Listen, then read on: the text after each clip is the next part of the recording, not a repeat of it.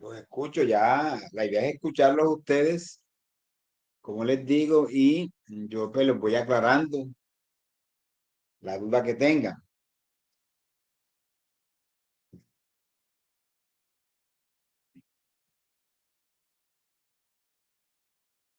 Vamos a esperar un par de Profe, ¿me minutos. escuchan? Sí, sí. Jamison. Sí, señor. Ok. Profe, en el método de Shell, ya en el último paso, yo tengo una duda con respecto a, por ejemplo, en el ejemplo del libro, eh, cuando ya define si es entre 50 o 100, yo veo que comparan con los valores que le dan de temperatura en la tabla, o sea, los valores que le dan para diferentes penetraciones. Entonces, o sea, no entiendo, tengo una duda ahí con respecto, o sea, cómo se toma el 50 o el 100 de acuerdo a esas temperaturas que están dando. Bueno, mira, vamos a tratar de compartir el método Shell. A ver, ¿qué es este? Bueno, ahorita un momentico y comparto entonces. Vamos a compartirla.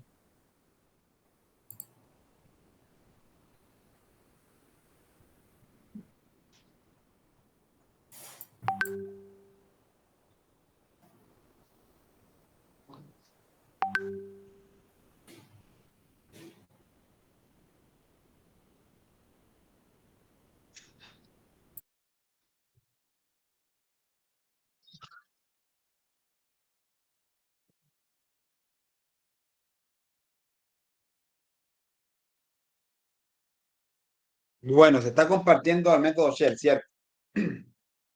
Sí, sí, señor. Bueno, listo, perfecto. Entonces, fíjense una cosa.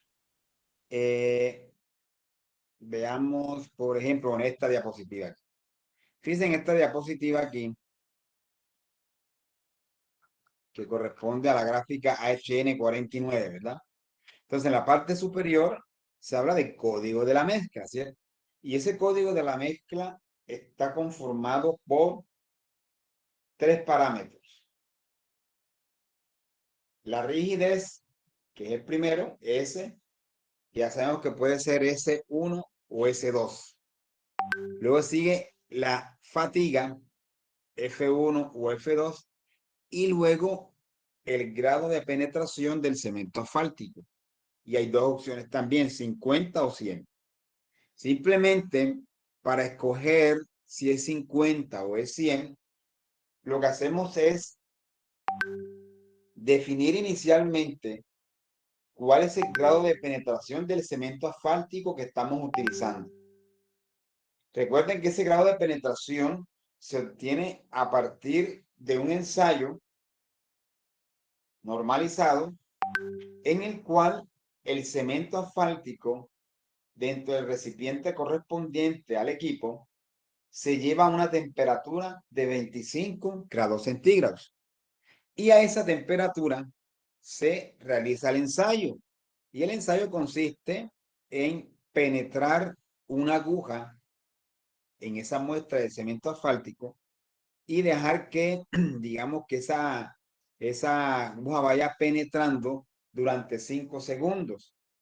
Al final de los 5 segundos se determina cuál fue la penetración total que se llevó a cabo por la aguja, ¿cierto? Y esa penetración se mide en décimas de milímetro y es lo que se conoce como grado de penetración del cemento asfáltico.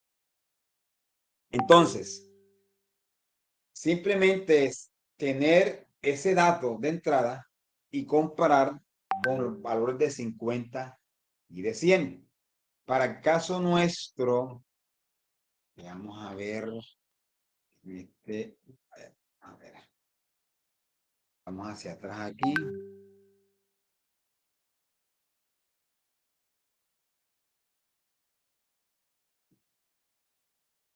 Fíjense que en este grafiquito que está acá, que decíamos que nos permitía determinar dos parámetros, En principio, me permite determinar T800 y el índice de penetración acá. Pero también me puede servir para determinar el grado de penetración siempre y cuando tenga la penetración a dos temperaturas distintas. Entonces, simplemente aquí, dadas los dos puntos, primer punto y segundo punto, aquí están. Recuerden que estos punticos corresponden a las coordenadas 20 grados 42 décimas, que es el primer punto aquí, este que estoy señalando. Y el segundo a 32 grados y a 130 décimas, y genera este punto. Se traza la línea recta. Aquí se determina el T800, pero además, a partir de esta recta, yo puedo entrar ahora entonces con 25 grados centígrados, que es esta línea negra que está acá. Y acá leo cuál sería la penetración correspondiente. En este caso dio aproximadamente,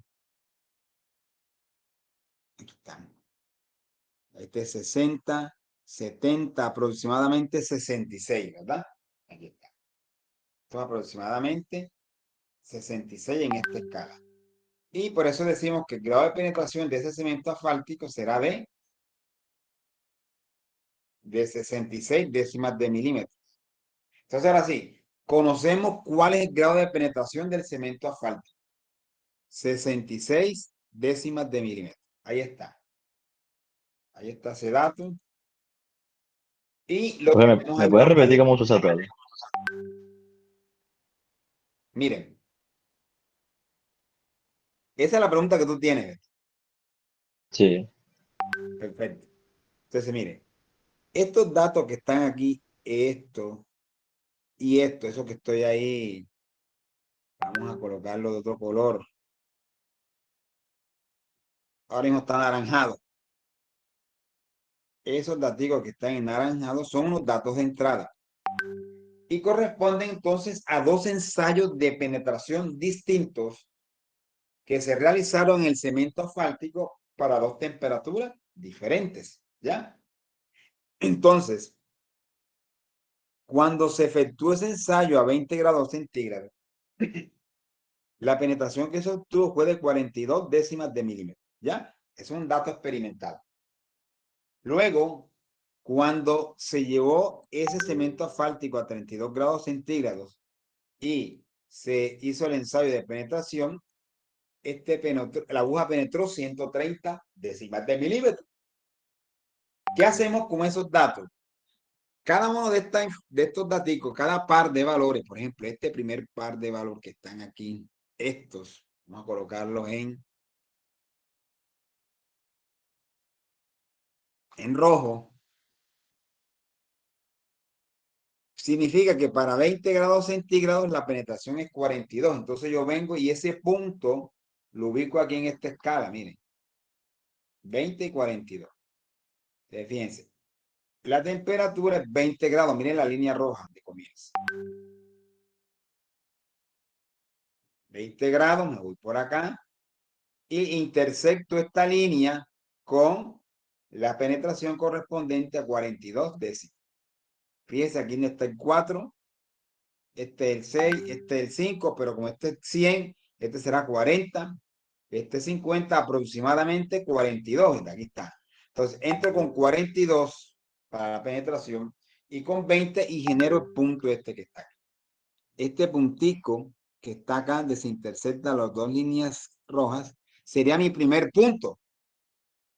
El segundo punto, para yo poder generar la recta azul, recuerde que una recta se puede trazar a partir de dos puntos. El segundo punto lo tengo con la otra penetración que se realiza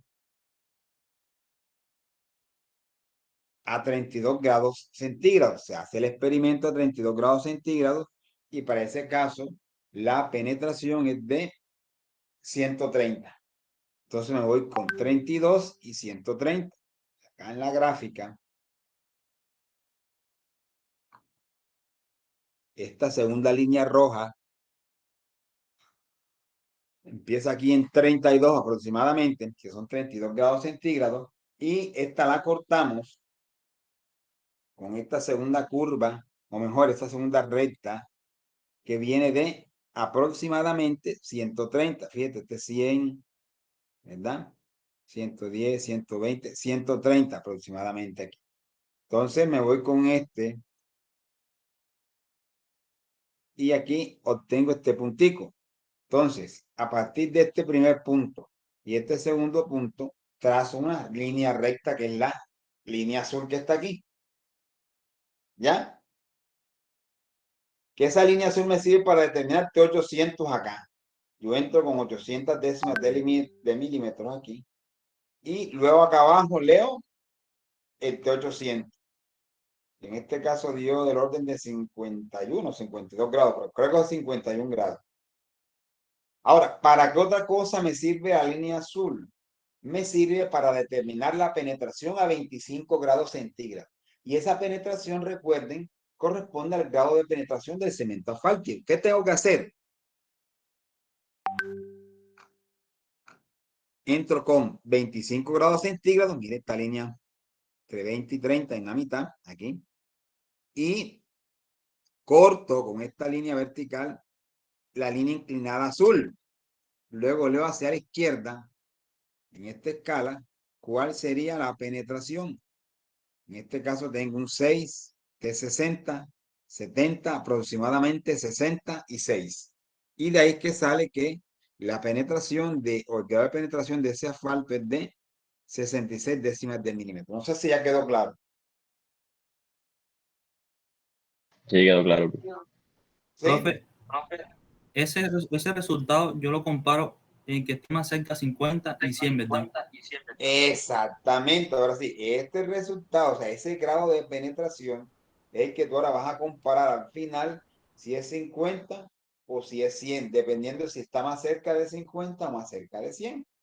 En este caso, como era 66, que está mucho más cerca de 50, por eso es que al final se concluye que para fines del código de la mezcla, el código sería 50 y por eso cuando hablamos del código acá, en esta gráfica de diseño, fíjense, tomamos la que es 50 y ya con el código completo pues sería C1, F1, 50 y el 50 sale de ahí.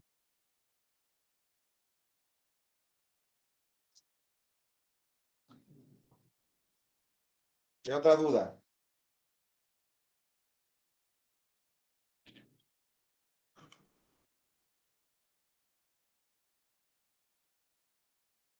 Profe, usted sabe que para fumar la línea, para fumar las rectas se necesitan 2 puntos. En el ejemplo del libro eran 3 puntos y bueno, coincidieron también en una recta. Pero, o sea, si los puntos no me dan una recta, o sea, si me dan 4 o 3 puntos que no No, me den una no, recta. lo que pasa es que tú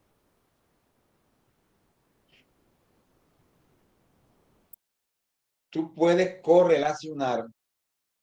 Por ejemplo, tú en Excel, tú puedes decirle al Excel que te trace la recta que mejor se ajuste a 3 puntos y te trace una recta, ¿no? Ahora, como eso es un gráfico, tú lo podrías hacer gráficamente. Digamos, cuál es la recta que en promedio se ajusta a esos 3 puntos. Pero para fines prácticos sería suficiente tomar 2 puntos, o sea, hacer el experimento doble, es decir, uno para una temperatura menor de 25 y otra para mayor de 25. Y tal como se hizo en el ejemplo, trazar la red. Listo, profe.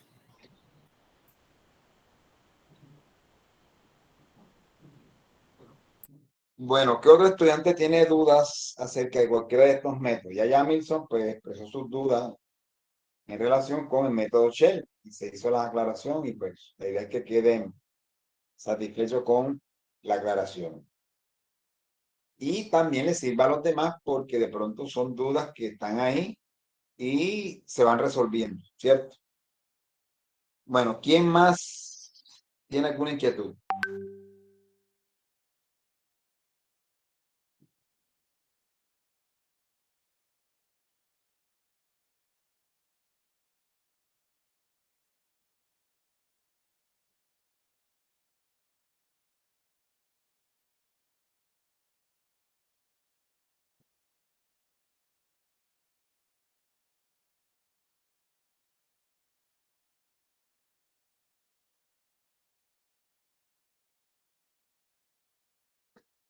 Ajá, los escucho.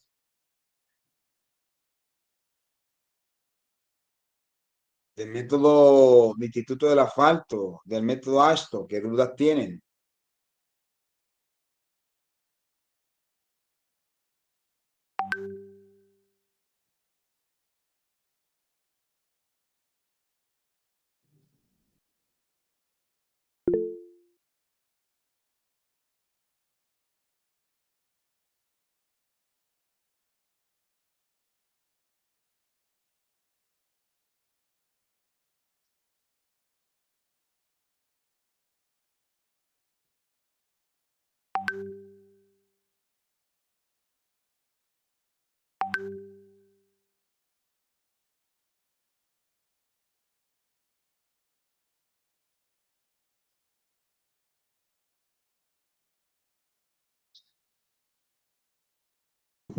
Profe, buenos días.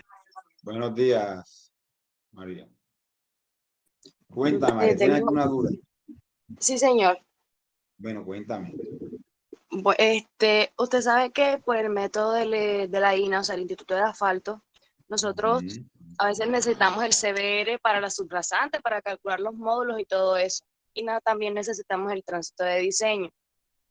En caso tal de que de pronto usted nos pida hallar el CBR y el tránsito de diseño, ¿cómo sería en ese caso si de pronto, usted sabe que nosotros para poder determinar el CBR necesitamos un percentil y ese percentil Sí. depende del tránsito de diseño?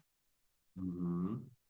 Así es. Entonces, ¿cómo se haría ahí si no tenemos ninguno de los dos?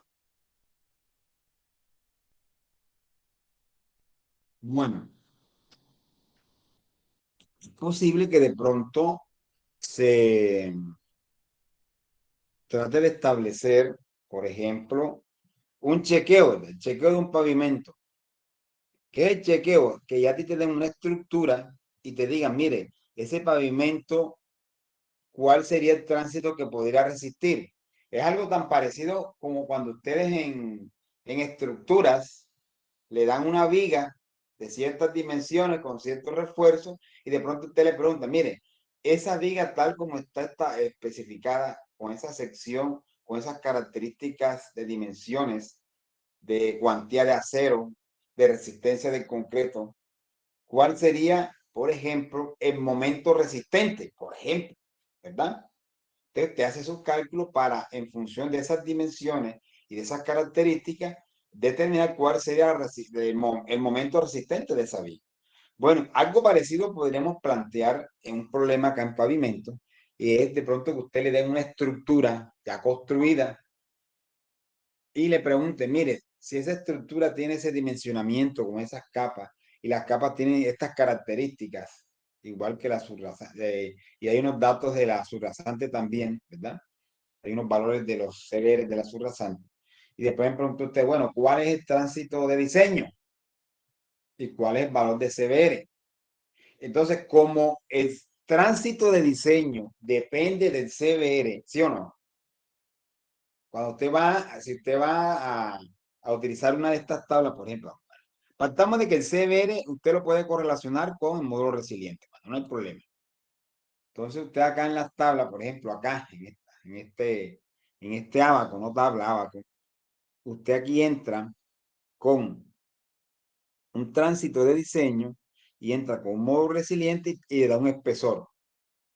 Pero acá tenemos el espesor. Entonces, tienes el espesor y tú tienes que determinar, bueno, cuál es el módulo resiliente, cuál es el tránsito de diseño. Usted tendría que hacer más bien como un tanteo.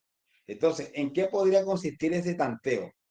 Como usted tiene 3 niveles de percentiles, ya usted tiene claro que el percentil 60 es válido o aplica para tránsitos menores de 10.000 repeticiones. El percentil 75 aplica para el caso de 10.000 a menos de 1.000.000 y el 87.5 para más de 1.000.000 de repeticiones. Usted lo que tiene que suponer, bueno, listo. Supongamos que el tránsito es menor de 10.000. Si el tránsito es menor de 10.000, entonces el percentil a utilizar es 60. Y usted con esos datos que tiene de CBR o de módulo resiliente, hace la gráfica que ya sabemos realizar y entra con el percentil 60 y ese sería su CBR de diseño. Lo multiplica por 100 y le da su módulo resiliente. Ahora sí, entra con ese módulo resiliente. Como ya conoce el módulo resiliente, por ejemplo, esta línea roja que está acá, y usted tiene un espesor, por ejemplo, 25. Usted entró con 25 y el módulo resiliente entra acá y le da que el tránsito es cuánto. En este caso, el tránsito de diseño está del orden de 800.000 repeticiones. Aquí está, miren.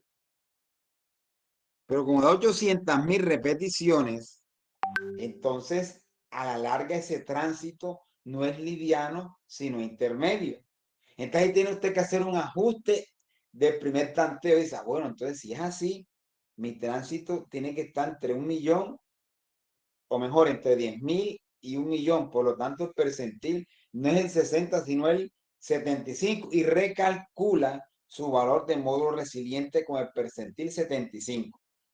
Y recuerden que ese percentil 75, en la medida en que el percentil aumenta, ¿qué pasa con los valores de módulo resiliente? Tienden a ir disminuyendo. Entonces es posible que con ese nuevo percentil el módulo resiliente esté por debajo, acá, ahí. Usted entra con ese nuevo valor y en este ejemplo que colocamos, entra con 22.5, era, ¿cierto? O con 25, entra con 25. Si fuera 25 el espesor, está con 25. Y ahora sí lee el tránsito. Está entre 7 y 8. O sea, unos 750.000 es estándar. Entonces, fíjense, ahora sí es consistente el asunto. ¿Por qué es consistente? Porque le cayó en un tránsito de 750.000, que es el tránsito intermedio. Y usted, su módulo resiliente lo obtuvo para ese percentil. Por lo tanto, esa pareja de valores aplica y podría concluir que, en este caso, el módulo resiliente toma valor establecido, que da la línea roja esta, que fue obtenido con el percentil 75. Y el tránsito de diseño es de 750.000 ejes estándar, que está dentro del rango comprendido entre 10.000 y 1.000.000, para el cual se trabaja con el percentil 75. Por lo tanto, hay consistencia en el procedimiento y podríamos concluir entonces que si el espesor es 25 aquí, entonces tendríamos que el módulo resiliente, el valor queda acá en la escala, y el tránsito este queda de 750.000. Esa sería la forma de proceder. No sé si quedó claro. Sí, profe, quedó claro, gracias. Okay.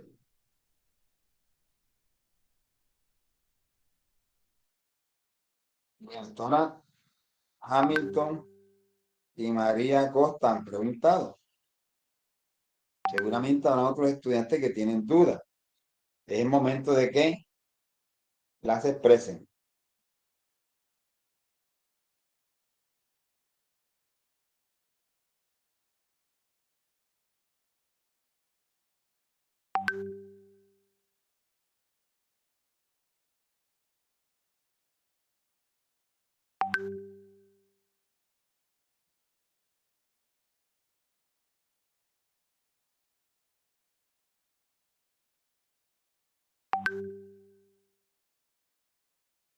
Ajá, ¿quién más pregunta?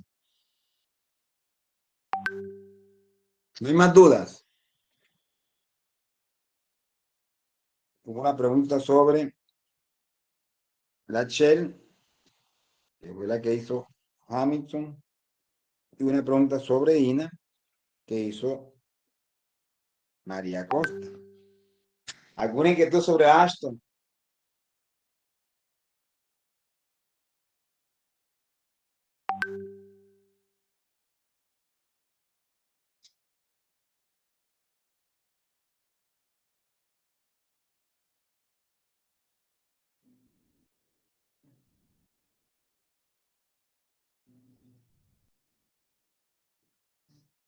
Yo, profe, otra.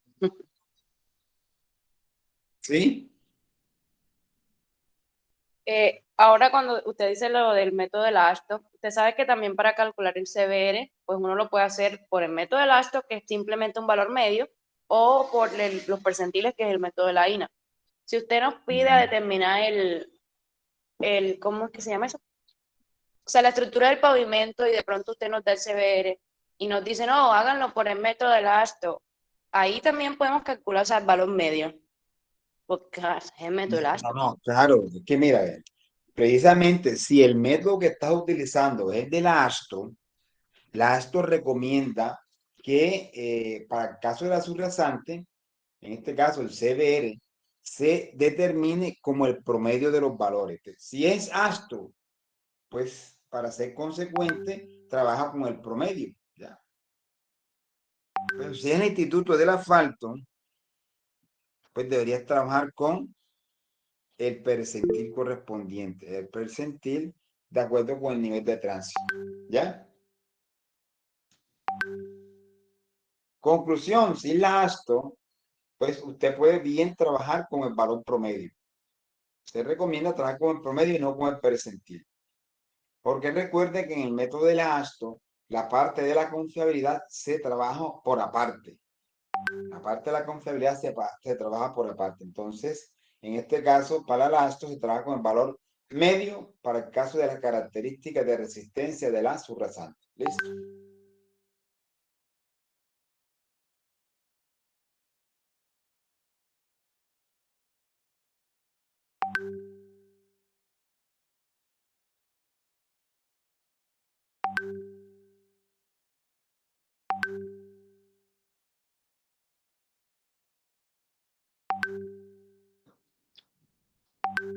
Listo, ¿quedó clara la inquietud, María? Sí, señor, gracias. Bueno.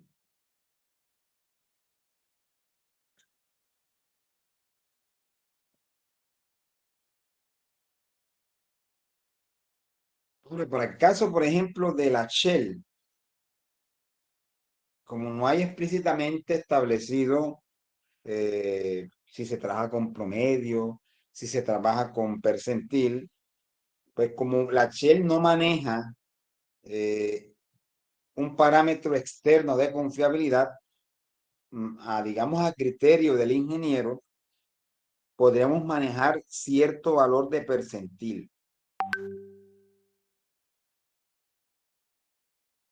Cierto valor de percentil, que podría oscilar de pronto entre el 70 al 85%, podría ser. Podríamos manejarlo dentro de ese rango, 70 a 85%, ¿ya? Para determinar el valor de CBR de diseño. De esta manera, pues estaríamos incluyéndole cierta confiabilidad para el caso de la estimación del CBR o del valor representativo de módulo resiliente para diseño y que representa las características de la subrasante. ¿Qué más? ¿Qué otra inquietud?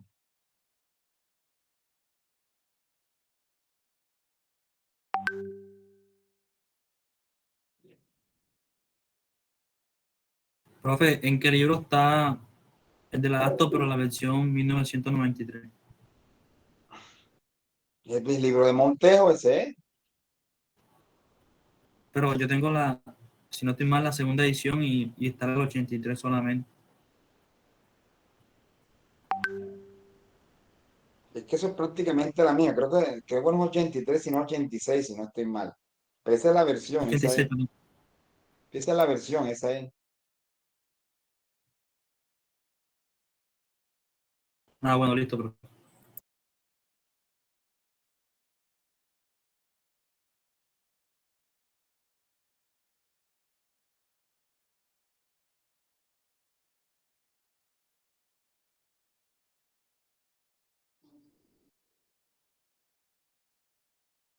Bueno, ¿qué más? Cuenten.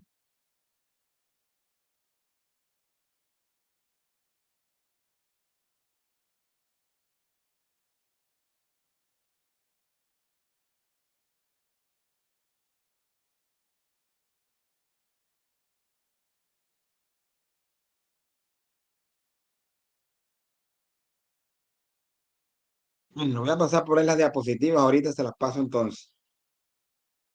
Vamos a tener unas diapositivas, no necesariamente las mismas que vimos en clase, pero sí son la misma, los mismos temas. Ya las tengo organizadas ya. Están en PDF para que sea más fácil. Entonces, no sé si tienen más inquietudes, si no, pues damos por terminada la reunión.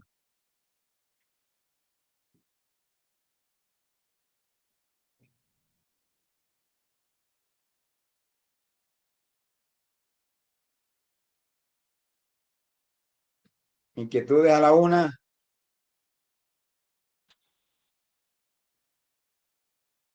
más inquietudes a las dos. Profe, una pregunta. Ajá.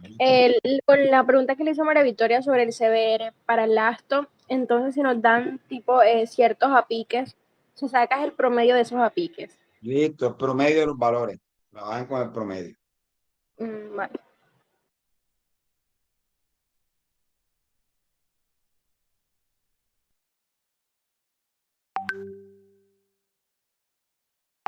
Profe, buenas. Con respecto al método de la ASTO, cuando solamente se tiene una estructura de pavimento, capa, un concreto asfáltico y una subbase granular, cuando se está hallando los espesores, eh, el espesor 2 solamente va a ser el CN sub 1 asterisco más lo de la capa de subbase granular, ¿verdad?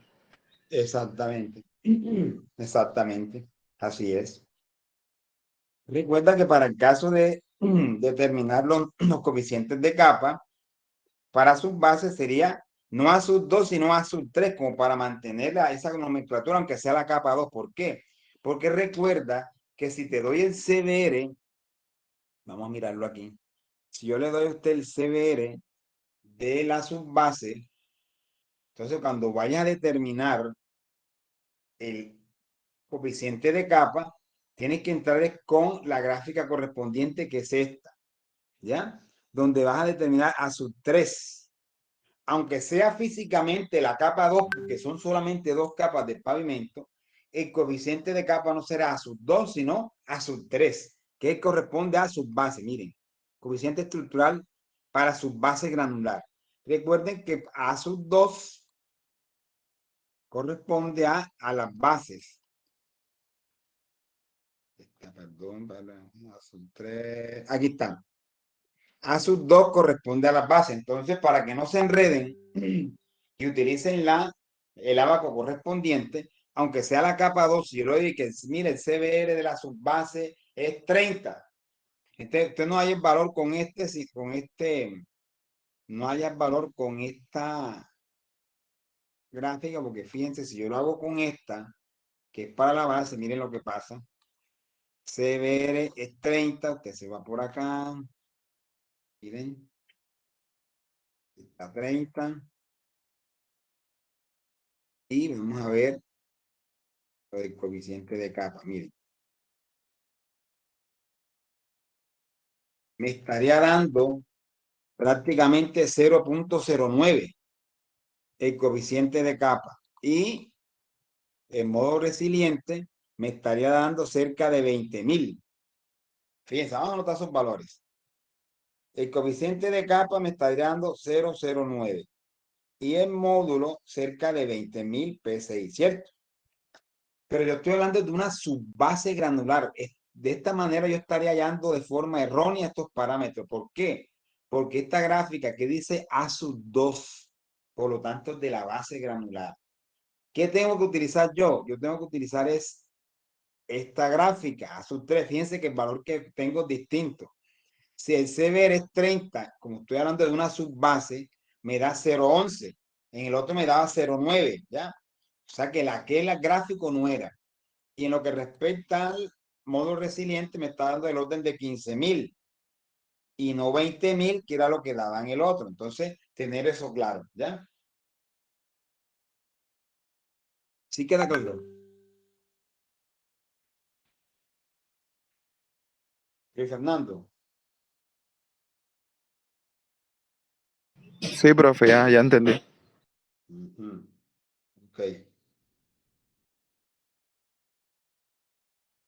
Profe, una pregunta.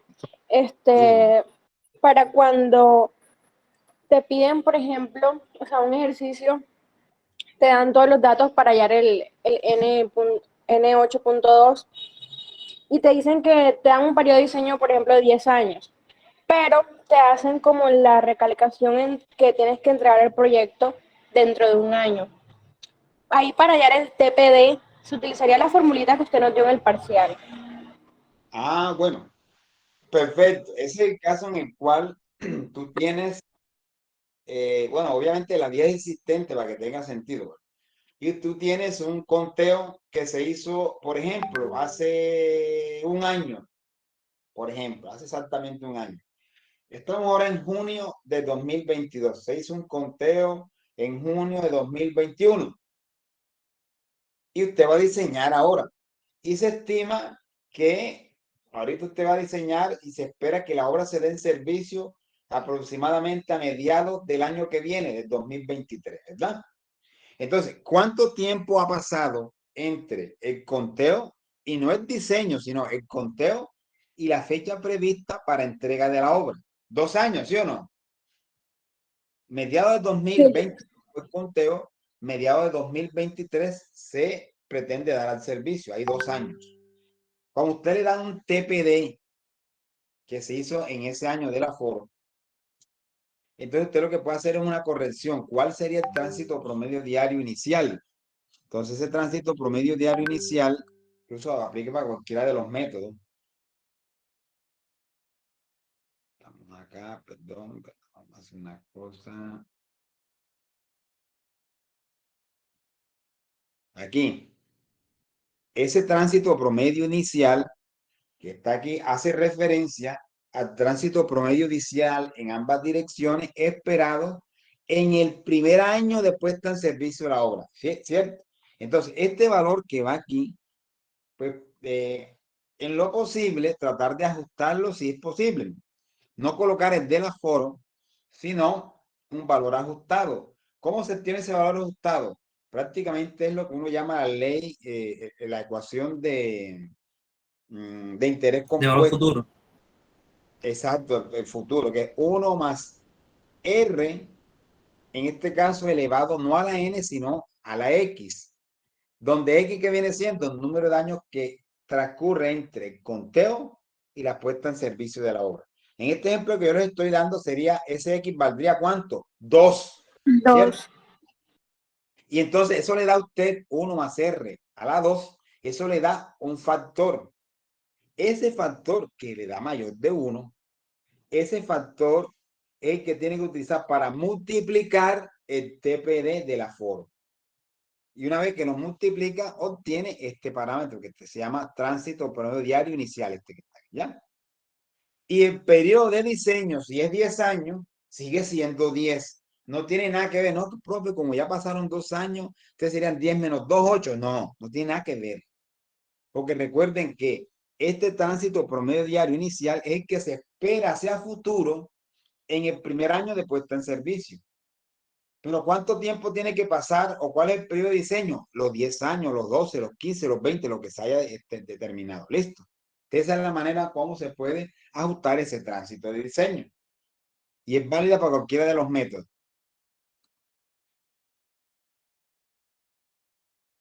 Listo.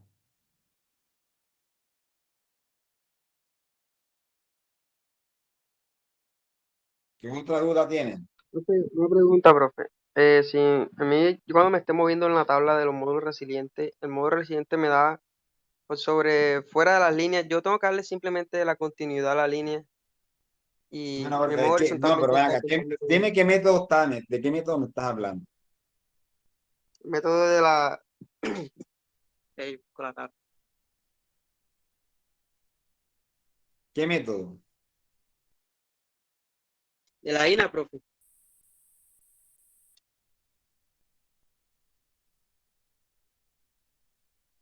Ay, vale.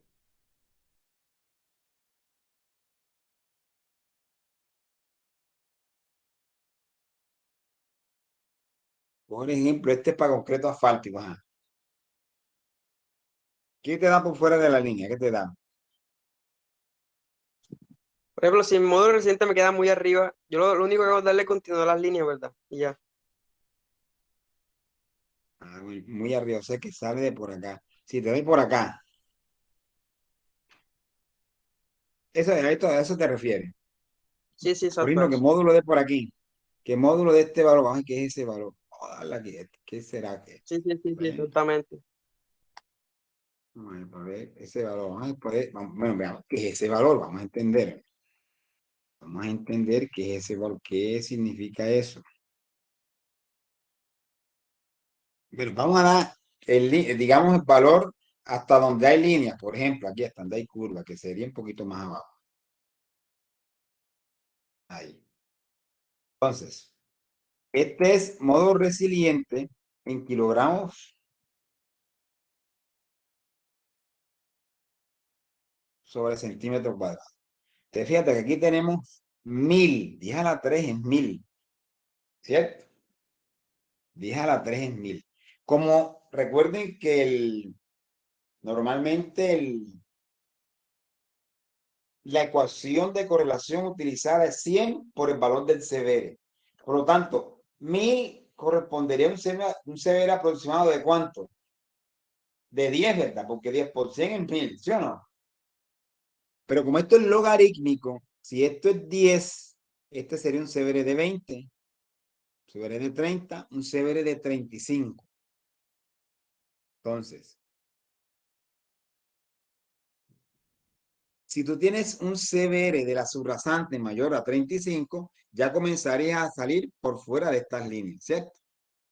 Hombre, yo pienso que normalmente, jóvenes, uno no esperaría, salvo casos muy excepcionales, que el CBR de una subrasante sea de 35 o mayor de 35.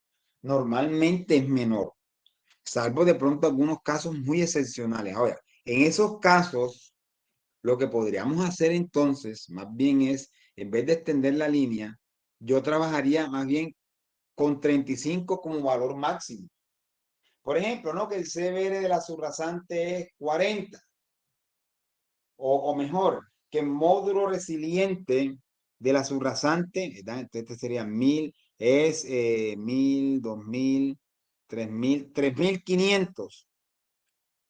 3500 kilogramos centímetro cuadrado, o es 4000 kilogramos centímetro cuadrado por encima de esta línea roja. Yo trabajaría con el valor máximo, que es 3500. ¿Sí me entiendes? Yo no extrapolaría estas líneas, más bien, así la resistencia sea algo mayor, yo trabajaría con esta resistencia máxima. Hasta ahí, ¿ya?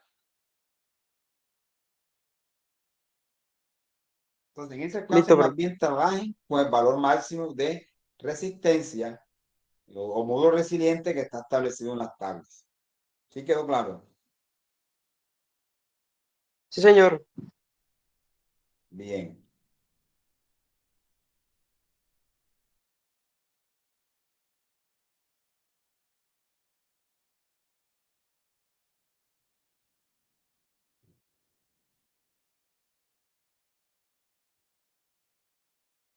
¿Qué más tienen por ahí?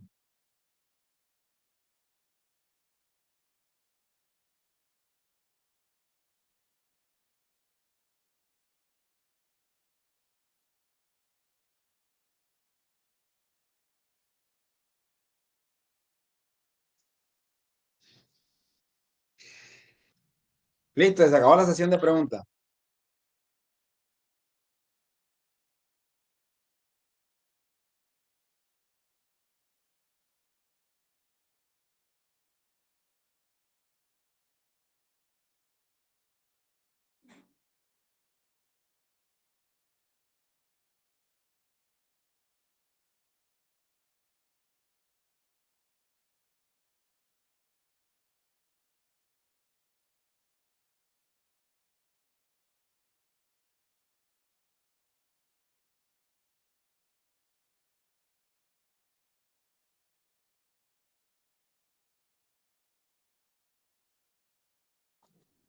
Bueno, muchachos, entonces estaremos en contacto. Nos vemos entonces.